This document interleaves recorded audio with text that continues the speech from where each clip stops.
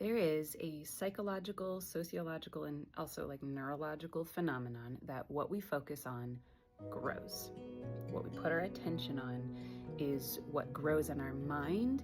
What we do, the decisions we make are dependent on what we're thinking about, what we're focused on. And this is a phenomenon that I think is so important to be aware of and to keep coming back to because it's powerful.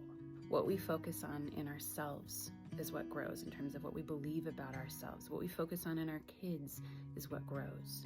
If we give them a ton of negative feedback about something, that behavior actually gets bigger. If we give them positive feedback about all the beautiful parts of who they are, they start to believe that and then make more choices based on that. What we focus on in our partner grows. If we're focused on all the things they're doing wrong because of this very real negativity bias we have in our mind to stay safe from all the things that could go wrong, so we focus on the negative, then we're going to start getting more bitter or more reactive or more irritated with our partner, which then is going to create this ripple effect that's not great in our relationships. And we've all done it, right? We've all done this. And what we focus on in new motherhood, new fatherhood, also grows.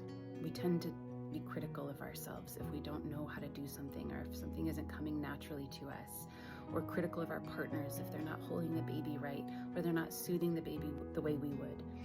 We tend to want to correct them immediately or make sure it's going to be okay, and that's taken as criticism. And so here's just a gentle reminder to every one of us to continue to combat that negativity bias that we all come by naturally and start to focus on what we want to grow in our lives, in our relationships, in ourselves, in our children. Create the environment mentally and physically and relationally that you want.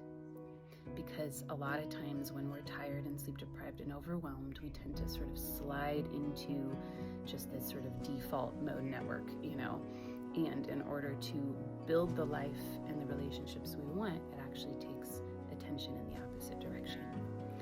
It's not easy, but it is worthy of our attention and our effort. If you want more information like this, more encouragement, more strategies, check out my postpartum relationship course at With You Family.